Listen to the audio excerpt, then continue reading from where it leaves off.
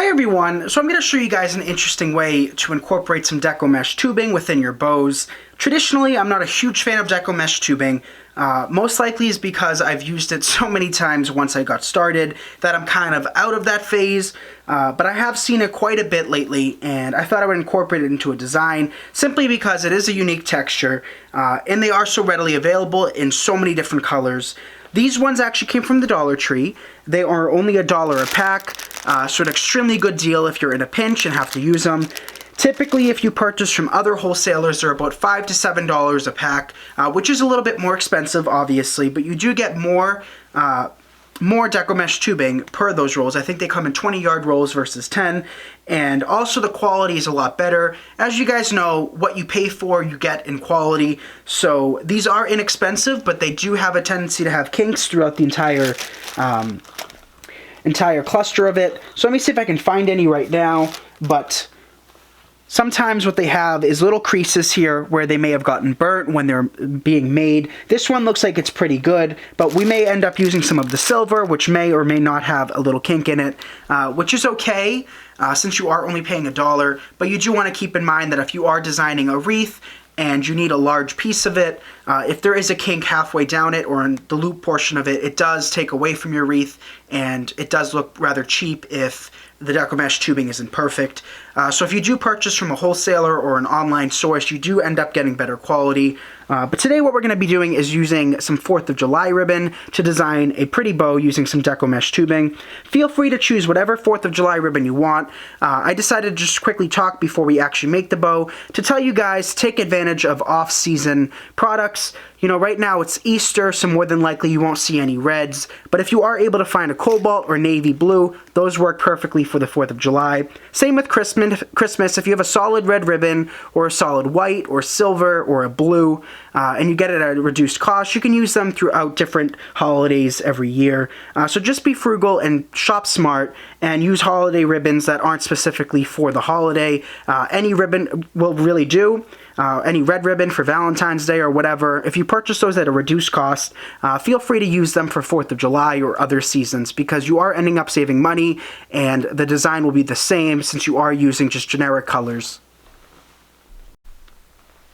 So I went ahead and pre-cut my ribbons. As many of you guys know, I have a preference for solid ribbons and I also have a preference for 1.5-inch ribbon. That's just my own thing. But feel free to use 2.5-inch ribbon or 1.5-inch ribbon. You truly can mix it up whatever you want. You could do 1 2.5, 2 1.5 like I'm doing, or all 3 2.5, or all 3 1.5. It's totally up to you. But whatever you do decide to do, make sure that if you do purchase a printed ribbon where it might have a saying that says 4th of July or Happy Holidays or whatever, just make sure that you're only using 1 or 2 of those. I typically like to use one fancier ribbon that may have a saying or so, followed by some solids. So here we just have 2 solid stripe ribbons. You could have also substituted it for 1 solid complete color. So feel free to mix it around, but just stay within 1 or 2 of the printed ones that may have sayings or a fancy design like these glittery stars right here.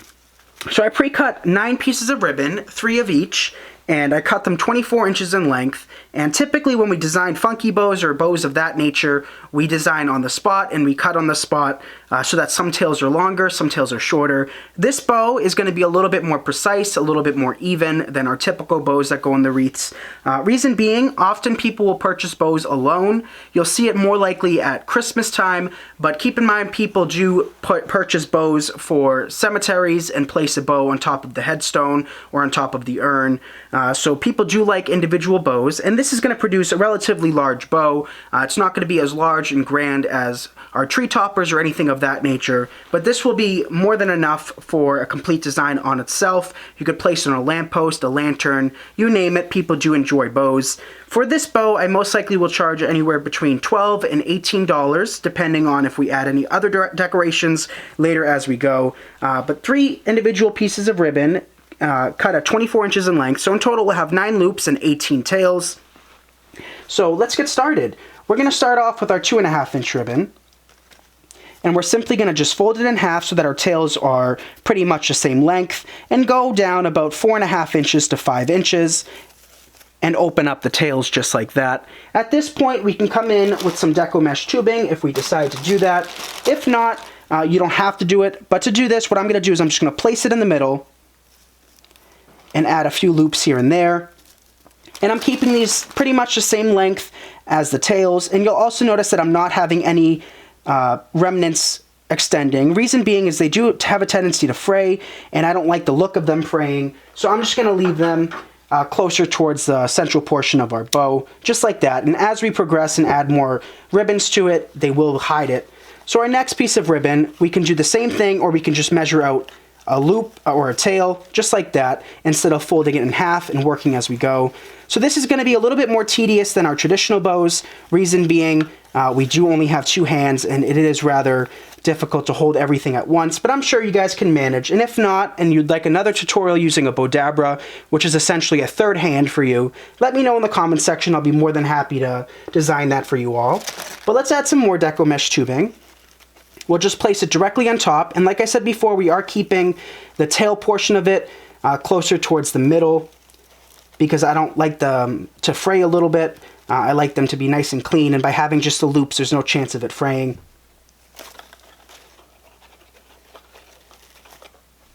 And then we'll snip it off again. And we'll come back in with our third color. And as you can see, I'm alternating the sides where we place them, but the most important part when designing these bows is to make sure you completely twist your ribbon around. Same goes for all bows, or else your printed side that you want showing won't be revealed. So just keep that in mind and separate them as you go.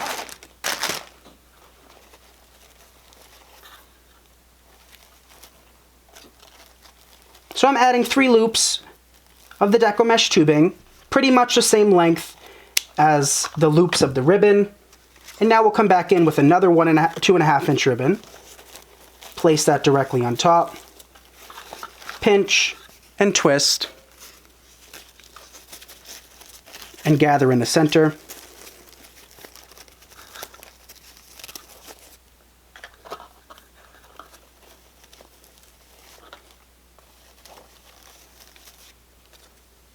This Deco mesh tubing only had a little bit left over, and that's perfectly fine. You don't have to use 3 loops every time you add it.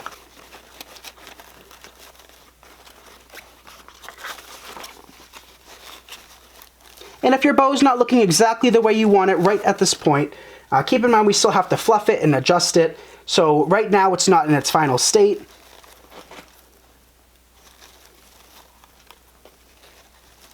And you could add as many Deco mesh tubing colors as you want.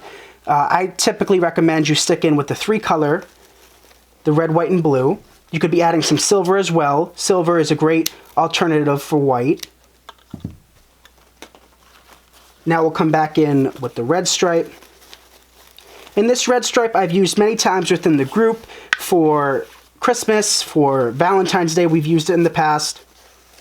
And it's one of those ribbons that's perfect for multiple holidays. It's just a generic red and white. It's great for candy cane themed wreaths. You name it, it works for it.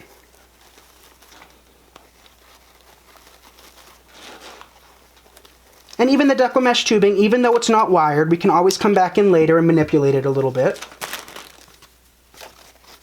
So of course, the more you add, the more difficult it is to hold. So again, if you guys do want to see a tutorial using the Bowdabra, which is simply just an extra hand, let me know in the comments section and I'll be more than happy to show you all.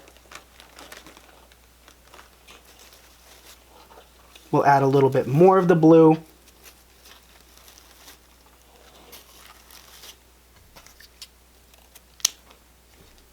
Come back in with some of the red, white, and blue, 1.5 inch ribbon. This one needs to be a little bit longer.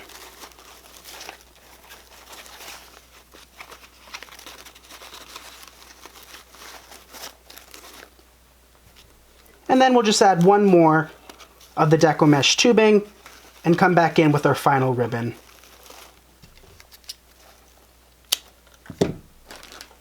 Which is the red and white stripe. So the best advice I can give you if you have to manipulate a bunch of ribbon in your hand is to not hold it as tight as you'd think. It might look like I have a super heavy grip on this, but I actually don't. The more you make bows, the looser your grip will be, and you'll get more comfortable with it. If you really hold on to the bow as if you're holding on for dear life, it does hurt your hands after a while, and most likely your bow will just come apart as your hands go numb. So don't hold it as tight as you may think, and that does take some practice, being able to manipulate this many ribbons and pieces of Deco mesh tubing in your hand. But our next step is to put in a pipe cleaner, and you'll notice that I did add a little extra length of the Deco mesh tubing to compensate with clamping it down with the chenille stem or pipe cleaner. We don't want it to come loose. So we'll just weave our pipe cleaner through, making sure that we have all of the loops and all of the Deco mesh tubing within. And we'll pinch it and twist it several times to ensure that it's secure from behind.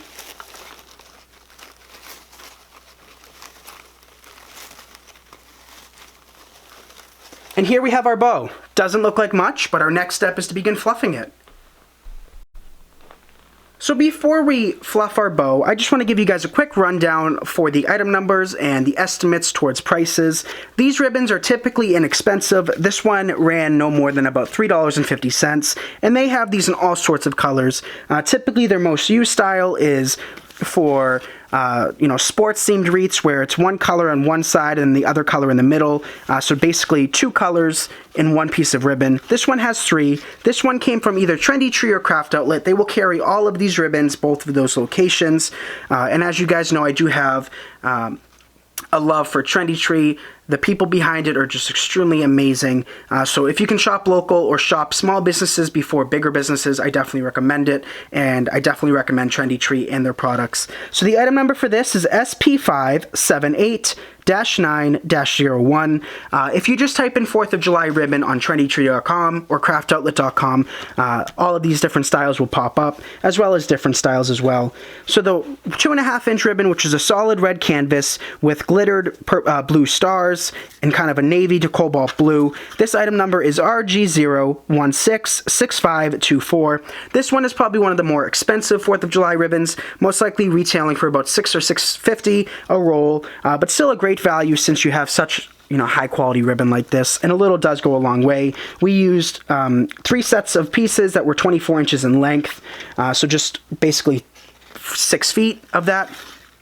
The item number for this, which is the red and white stripe, and as you can see, we're pretty much out of these 2 ribbons. We've used these in the past to create lantern swags, and we also incorporated them into wreaths, so truly a little does go a long way. We've used these ribbons multiple times, and we still have a little bit left over for future projects, but this ribbon's item number is RX913567. Just for reference, there are other styles, as you guys know. Here's just a couple more that I've picked out. More stars and stripes. So to fluff your bow, let me pan the camera down just a little bit. To fluff your bow, I like to hold on to the bow itself and open up my loops this way. And what I'm doing is I'm just simply pulling them apart. The most important part when creating a bow is to make sure the tails aren't touching the same print as the loops. So I just like to pull, if I pull one tail one direction, I most likely will just pull it in the opposite direction. And this one is a little bit more difficult to showcase since we do have multiple ribbons as well as Deco mesh tubing. So just keep that in mind as you're fluffing it.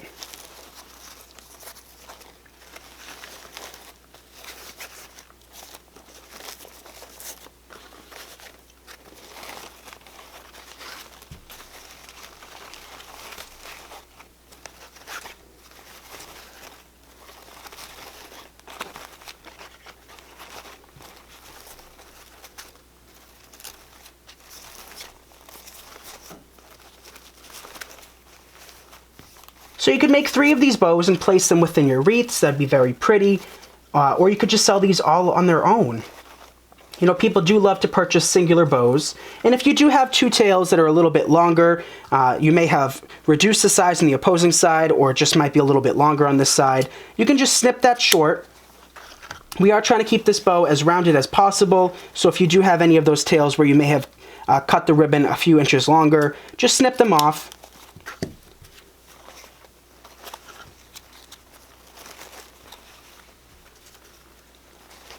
But Deco mesh tubing definitely adds a unique texture to this. It makes it more whimsical, more fun. And for the 4th of July, it's nice to have some dimension to it. It's such a hot month in the year, July. So it's nice just to have a little pop of color and texture.